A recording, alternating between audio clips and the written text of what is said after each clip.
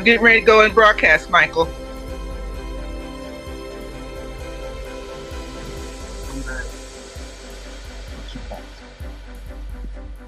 Okay. Can you take this? Good, but you're about to go on the broadcast. Thank you. Sure. You go now. I am that one. I think that's for your cat. Perfect.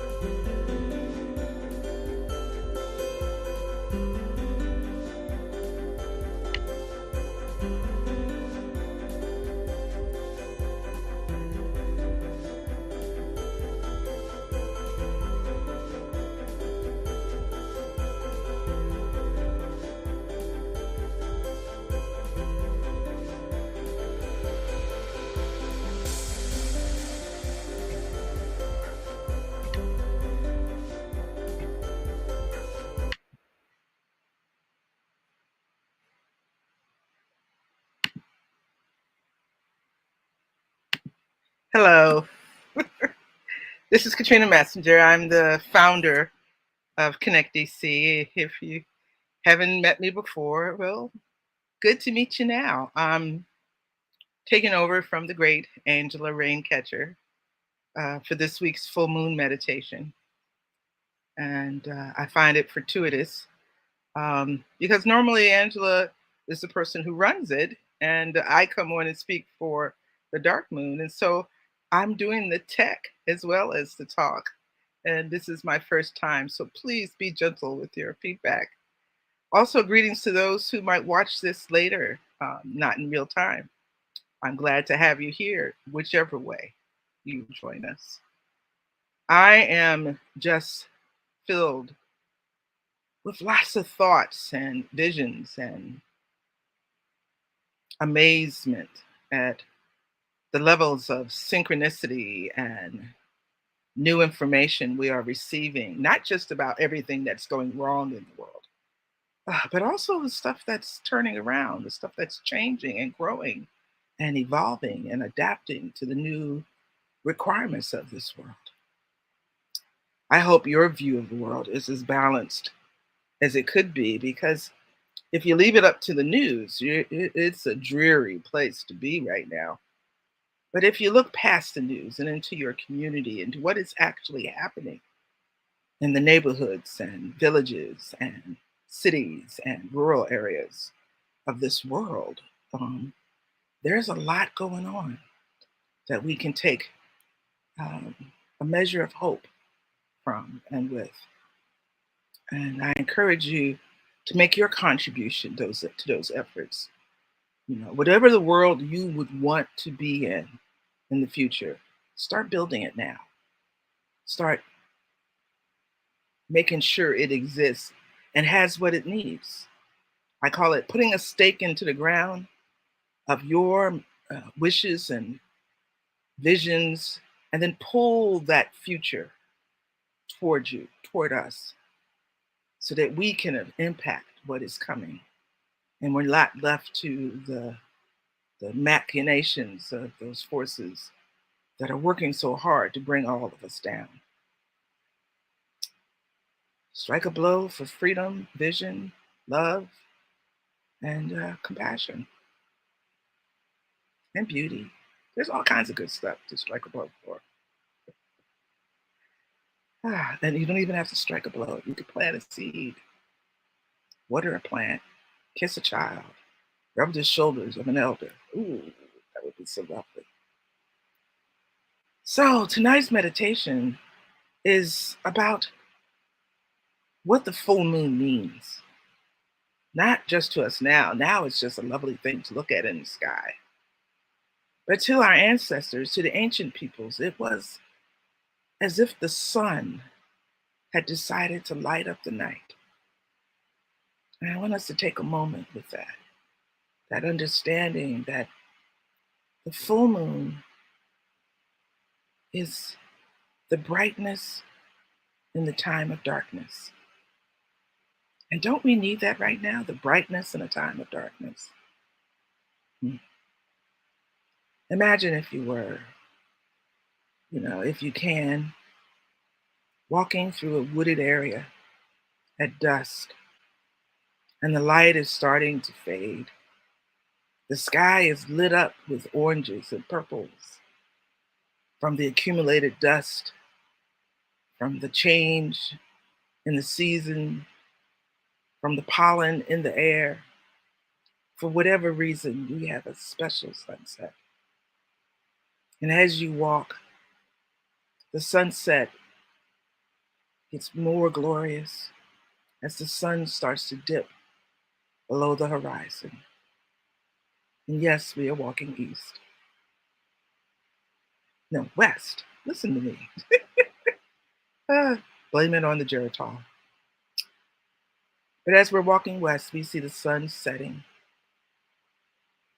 And as the light changes colors, as it gets closer to the edge of the horizon, we can feel behind us the approach of the darkness. Looking over your shoulder, it's ever present, coming closer and closer. Now we can remind ourselves that this is only the shadow of the earth as it turns.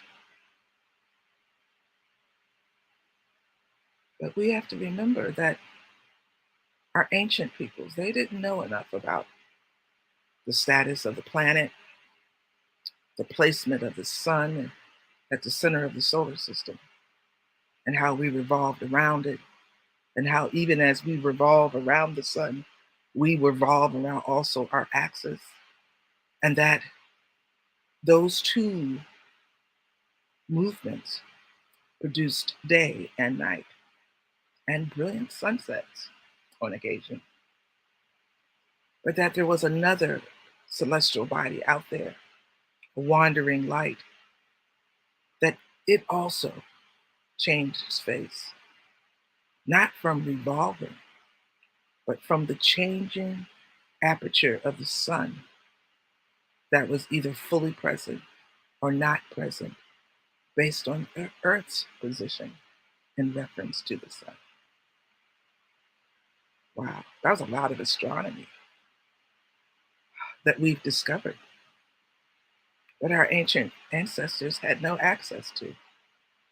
All they saw was the darkness, and the darkness of night in the forest. You lose sight of the path. You lose sight of the individual trees. And after a while, even the trees close to you start to blend in with the trees far away until there's only darkness as the sky goes from possibly blue or gray to the dark, star-filled, you call it vault of night. It's kind of hard to see down here on the ground. And just as you come to the realization that if you are to continue moving, it's going to be based on only the light you carry, if you have one at all.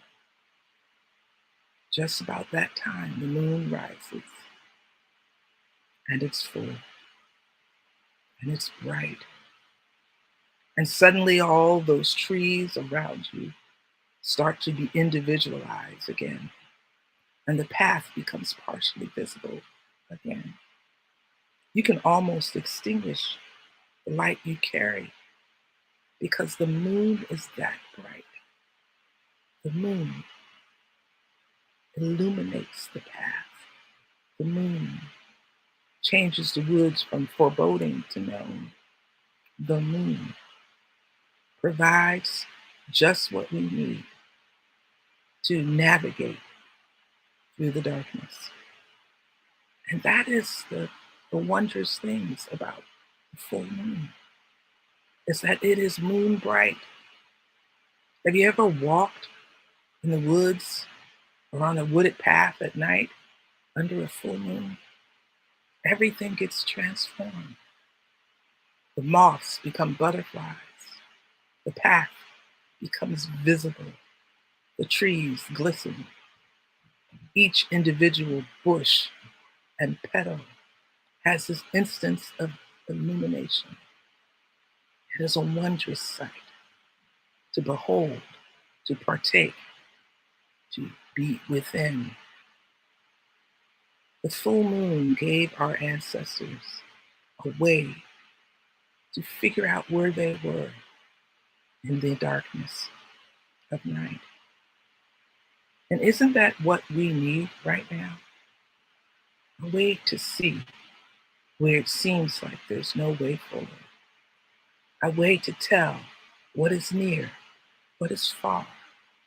What is the specific aspects of this that can be known, that are known, that are familiar? To tell where we are and where we are headed. To outline in the sky the silhouettes of known places and known natural forces. To come upon a pool of water and the moon is bright. It illuminates the water.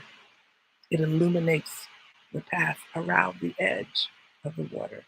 And the water itself reflects this light. So all around it, it is a wondrous thing to be able to really appreciate the full moon. At a time like this in our lives, we need that kind of illumination. We need exactly what the full moon provides us every 4 weeks or so on a regular interval.